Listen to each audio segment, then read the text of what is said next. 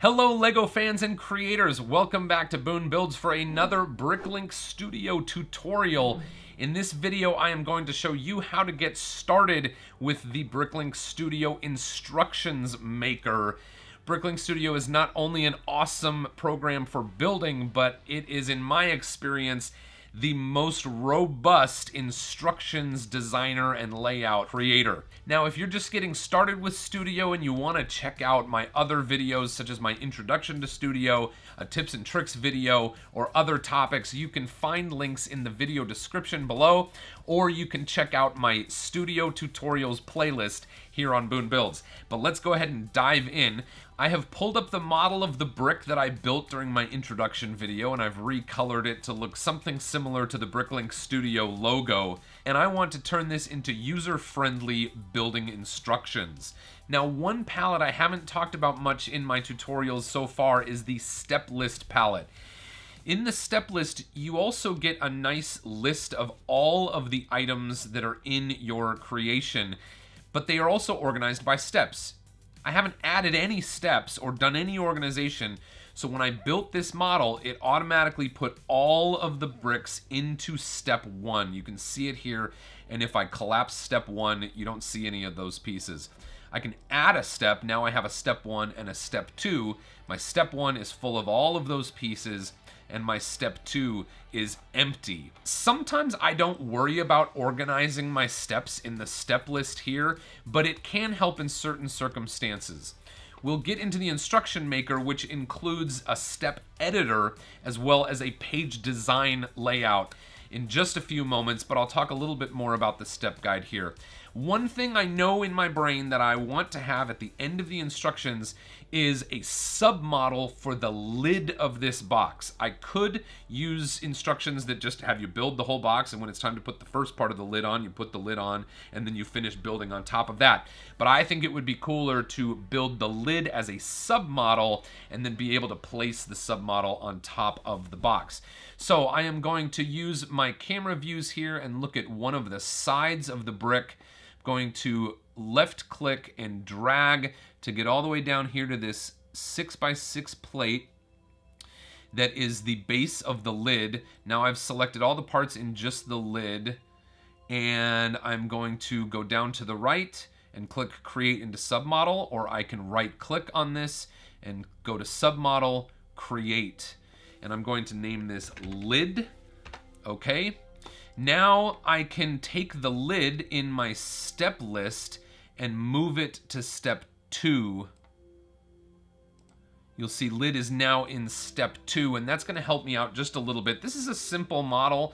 I'm going with a simple model here to get started, but let me tell you, I have designed building instructions for models that have over 6,000 parts in Studio, and it works and it's awesome. But we're getting started with this small model here. So now that I'm ready, I could think through where else to put all these other bricks, but I'm gonna wait until I get to the step editor to work on that. So I'm gonna come up here to the menu and click instruction. It's gonna take a moment. And so now we can see over here we've got 2 steps, and the first step is the entire box, and the second step is the lid of the box. So typically what I do is I want to lay out all of the steps in a logical order for the way I would build it and the way I think my end user would want to build this model. So I'm going to start at the bottom. I think we're going to start with this 6x6 plate at the bottom. I can click on it, and I'm going to click step before.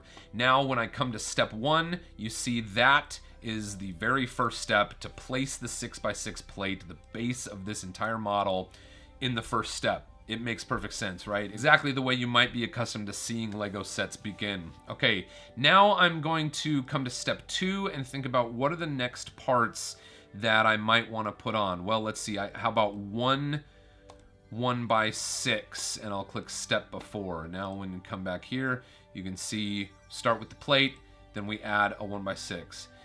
And then we come here, and I might think, well, like the 2 1x4s might be the next logical step, okay? And I clicked step before again. And so now I am stepping forward, working from the bottom of the model up. Sometimes I like to work the other direction. I like to think, okay, here I am at the end of this stage of building. What would have been the very last step?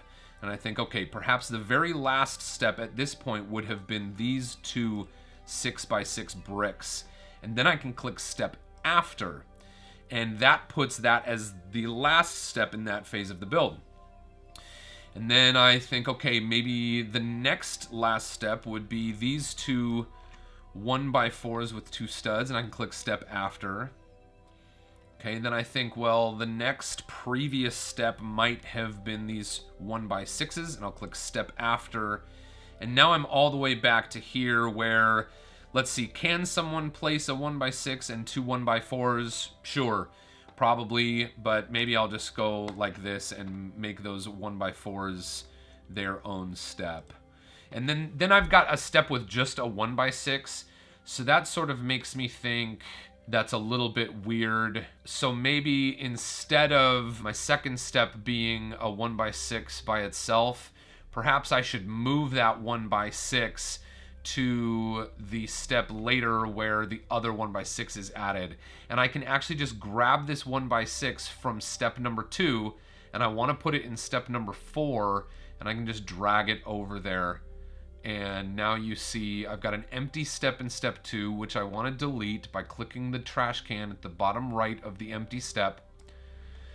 And in step 3, I've added that original 1x6 to the step 3, which includes the second 1x6 as well. Now, a couple of view notes in the step editor is we've got this 3D glasses mode, which means as you build, all of the other bricks in the previous steps are transparent. They disappear a little bit. There's another way you can look at this where if you deselect those 3D glasses, now each new element is highlighted with red. And so if I go to step 2, we can still see that original step 1 plate is a solid piece. It looks just like the other pieces, but the new pieces in this step have a highlight in red. And that is just a personal preference, and sometimes I switch back and forth depending on how I want to look at my model. Okay, now in the last step, I have this submodel, and because I created a submodel in the build mode, it is placing it here as one complete unit. So in the parts list down here along the bottom, I can click on that. I can choose to release it from its submodel. That would just add it to the standard steps of the instructions. But what I want to do is click View Steps. Now this takes me into the steps of the submodel. And if you've built Lego sets, you are familiar with submodels in Lego instructions. It's that time where you're working on the big piece of the model, and then you turn the page, and suddenly you're working on a smaller piece of the model, and you're ignoring the bigger part of the model for a little while, and you're focusing on that small part of the build, and then after a few pages, it shows you where to place that submodel on the main model. We're doing the very same thing here. So I've got it all in one step, and I'm going to start again and think about, all right, what is the last step that might make sense? So I'm going to click on these 4 tiles, and I'm going to click step after. I'm going to click on these 4 round plates and click step after. Then I'm going to click on the 2 1x6 tiles, step after. That makes sense to me. And then this area, I'm probably going to want to work from like one side to the other. So perhaps my last step here will be 1 tile and 2 1x1 plates. And then I think probably we'll do 2 of these. Click step after. And then I can probably get all 4 of these into a step and have it make sense to the end user. Or perhaps maybe I just clicked Control Z for an undo. Perhaps I can do these 2 tiles, click step after, and these will be their own step. So now you can see as I step through the step process here, we've got the plate for the lid. We've got this. Next piece is moving across to the other side. Finish it off with those tiles, the plates, and the tiles on top, and now that submodel is done. To get back to the main instructions step list, I'm going to click Return to Parent at the top left of the build area. That will take me back to here, and it hasn't changed anything in the step order, but now that submodel has its own set of steps within it. So when I go over to page design, you can see that it automatically gives me a bunch of steps, and then right here in step 8, you can see the submodel begins. There are a lot of different things you can do in this page design mode of the instructions maker. One of the things I want to draw your attention to that you should always start with at the very beginning is the page setup, which is up in the top right corner. Think about where you're located, what is the standard paper size, if this is something you want people to be able to download, if you want to share this with your friends, you might want to consider what size are they going to want. I live in the United States, and one of the most common sizes for this type of document is letter, so I'm going to select letter, and you can move the margins around if you decide that's something you want to do. I'm going to click apply, and now I don't have to worry about Studio trying to reformat things after I've done a bunch of work on the page design of these instructions if I decide to change the page size later. Okay, so I'm going to go up to the top here and think about, this all looks pretty good. This is a fairly straightforward piece of instructions, so it did a decent job automatically formatting what we've got going on here. But there are times when you might need to rotate your instructions. Let's say I want to show a little bit more detail on a different side of this model. I can click on the model in the page design editor. I can go up to the top right and click Change Step View. Now I can rotate it. I can flip it if I need to. You can get a bit more granular by editing these X, Y, and Z. I find there are times when I need to do that. I don't do it very often. You see, by default, Studio has added a flip icon when I rotated. You can change that by default if you'd like by clicking Preferences from the Edit menu, and you don't have a whole lot of preferences to edit in the page design view, but auto flip symbol, you can either check or uncheck that if you want to have that inserted automatically every time you change the step view. You can also insert icons like this from here. You can insert images from outside of Studio. You can insert text, arrow. I use arrows often, especially if I'm on the page where I'm adding a submodel to the main model. Here is a flip. You can add a flip manually. You can add a one-to-one size guide. That's like when you want to show people in the instructions exactly which length of Technic axle or flex hose to use or something like that. You can add a color guide that shows a little bit clearly like the difference between two colors, and you can add a bill of materials. I'm going to go ahead and add a bill of materials at the end of my instructions here. I'm going to go to the last page, and I'm going to click a new page here. Up near the top left, you've got a page with a little plus sign on it. You can click the page there, and I've got a blank page. So on that blank page, I'm going to go ahead and enter a bill of materials from the insert menu, and now you see that it is showing me all of the materials used in the quantities that it's used in, and it gives us some detailed information about those pieces. If you have a set with thousands of pieces in it, this bill of materials is going to bump over to multiple pages. And of course, you can come over here to the right and change the scale and change some other things about those if you want that to take up less or more room, depending on the number of pieces you have in your model. Another thing you might find is that if you find things running into each other, you can also add padding or spacing down here at the bottom of these style formatting features here. Okay, let's go back to the model because I want to show you some other formatting options. This is something I do quite often, especially for small submodels. Let's say I'm building a small part of the model and I want to be able to accomplish 4 steps in one page. That is possible. So I will come to the first page of my submodel is in page 8, and the last page of my submodel is in page 15 before it's placed on the full model in 16. So I'm going to select pages 8 through 15, and I want those to have a different layout. So I'm going to come up to the top center and click Change Layout. That's a total of 8 pages. So if I use a 4-step layout for each page, I can consolidate that to just 2 pages. So I'll click this one.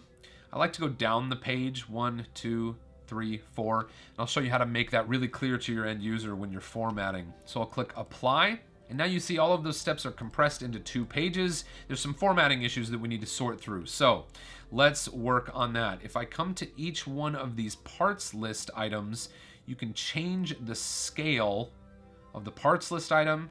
You can change the scale of the submodel preview. And you can change the scale of the model. I'm going to do change step view and change the scale. Now, when I move the model, you see I've got plenty of room now in step 8 to see that model. And if I move step 9 model, once I start moving it, if I get close to where the item is placed in step 8, you see a little onion skin there, or a little haze, a grayed out version of where the previous step is. So I can place that exactly where it was in the step before.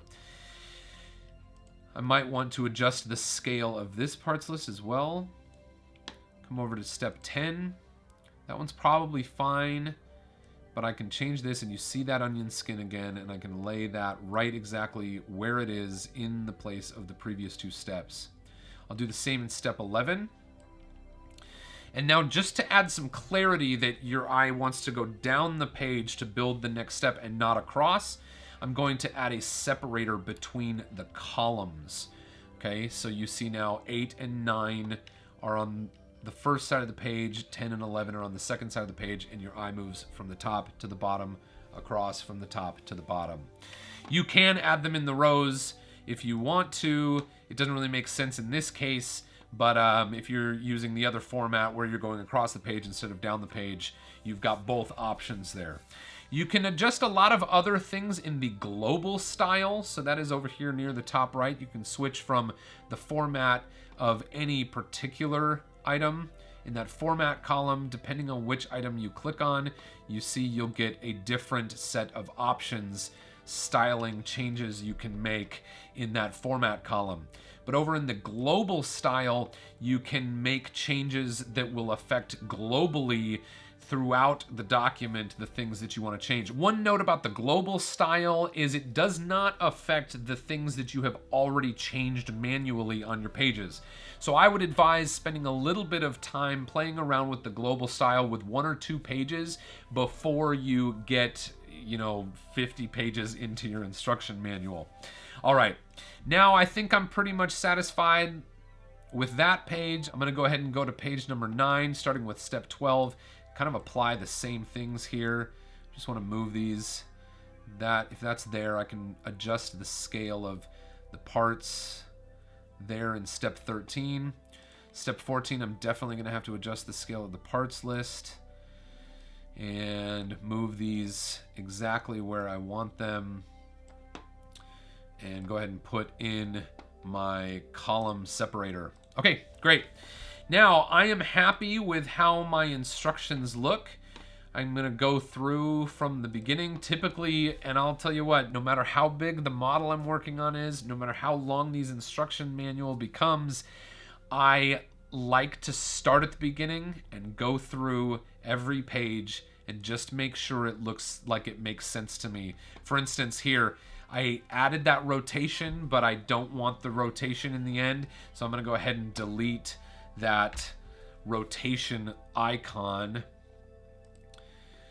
Walking through every stage of the build. And of course, this is a small model, so we're able to do it fairly quickly. But yes, it all looks good. Here at the very end, we go from a submodel of the lid to placing the submodel. So this is an area where I might like to choose to use an arrow from the insert menu. And I can go like this, and we're imagining that that arrow is pointing from the previous page to place that submodel onto the model. That's a personal preference thing. You may or may not choose to do that type of thing. All right, now that we're done, we can go to export our instructions. So up at the top right, there is a green button that says export. The export menu comes up and we can choose to export all of the pages or just some of the pages. I'm going to export all, and we can select the PDF format or the PNG format. You can choose to have a transparent background or use the background that is in your global settings. I'm going to go with PDF. I generally export as PDF. You can choose to export it as a 1x, 2x, or 4x scale. I sometimes do 2x. It takes longer. I think this says 2x takes 4x longer, 4x takes 16 times longer to render out all of those pages. 1x is often great, you know, in the quality of the pages. If I want to print it, I might do 2x, and then I can tell my printer and my printing preferences how best to use the quality of those images in the final print.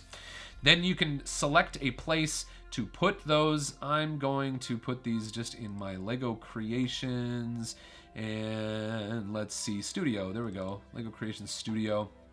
Save that there.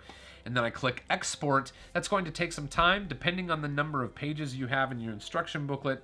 I'm waiting just a little bit here. Then you see this message comes up and says export successfully completed. Instructions have been successfully exported. Would you like to open the parent folder? Sure, I'm going to open the parent folder, and I can click on BrickBox Studio PDF. And now you see in my Adobe Reader, I can look at all of the pages of my instruction booklet. All right, that's pretty much it for getting started with the Bricklink Studio Instructions Maker. If you have any specific questions, you're more than welcome to leave them in the comments section of this video. If you liked this video, please hit that thumbs up button. If you want to see more, please subscribe to Boone Builds and hit that bell icon so you get a notification when I publish new videos like this. Thank you so much for watching. I hope you have fun with Studio, and until next time, go build something amazing.